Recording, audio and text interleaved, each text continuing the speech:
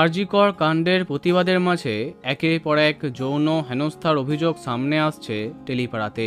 তবে হ্যাঁ, কোনটা সত্যি কোনটা মিথ্যে সে না জানা অবধি কাউকে দোষী বলা কোনোভাবেই যুক্তিসম্মত নয়। সম্প্রতি এবার একাধিক যৌন হেনস্থার অভিযোগ উঠল বাংলা ধারাবাহিকের জনপ্রিয় অভিনেতা জয়জিৎ ব্যানার্জির বিরুদ্ধে।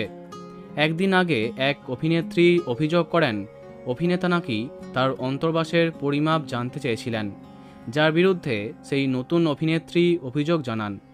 সেটা উড়িয়ে দিয়ে একটি স্ক্রিনশট দিয়েছিলেন জয়জিৎ। সম্প্রতি আরও এক ভয়ঙ্কর অভিযোগ করলেন এক মডেল। সহবাসের অভিযোগ তার বিরুদ্ধে। সেই মডেল জানান জয়জিৎ ফেসবুক মারফত যেচে তার সঙ্গে যোগাযোগ করেছিলেন। তার প্রশংসা করে তাকে বাংলা ছবিতে কাজ পাইয়ে দেওয়ার কথাও জানিয়েছিলেন। তিনি বললেন, আমিও অভিনয় করবার জন্য অপেক্ষায় ছিলাম, ফলে জয়জিৎ নিজে থেকে যোগাযোগ করায় যেন হাতে চাঁদ পেয়েছিলাম। তবে এই ঘটনার পরই বদলে যায় তার জীবন। সরাসরি শারীরিক সম্পর্কের প্রস্তাব দেন জয়জিৎ। এমনটা বলেন, ইন্ডাস্ট্রিতে কিছু পেতে গেলে কম্প্রোমাইজ করতে হবে। সেই সংক্রান্ত কথোপকথনের স্ক্রিনশটও সংশ্লিষ্ট সংবাদ মাধ্যমে তিনি শেয়ার করেছেন। জয়জিৎ জানিয়েছিলেন তার স্ত্রীকে শীঘ্রই ডিভোর্স দেবেন তিনি। এই আছিলায় সহবাসও করেন তার সঙ্গে।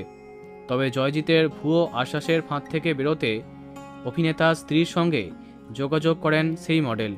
তবে পাত্তা দেননি জয়জিৎ খরণী শ্রেয়া।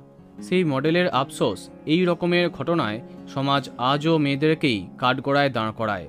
সেই কারণে এতগুলি দিন চাইলেও সত্যিটা সাহস করে বলতে পারেননি। নিজের সঙ্গে ঘটা অন্যায়ের বিচার চান এই মডেল। এই প্রসঙ্গে জয়জিৎ কী জানিয়েছেন? শারীরিক সম্পর্ক তো দূরের কথা, ওই মডেলকে তিনি নাকি চেনেন না। তার হুঁশিয়ারি, আদালতে দেখা হবে ওই মহিলার সঙ্গে। বন্ধুরা, ভিডিওটি এইটুকুই। বাংলা বিনোদনের অন্যান্য আরও খবর পেতে সাবস্ক্রাইব কারেন্ট বস। ধন্যবাদ।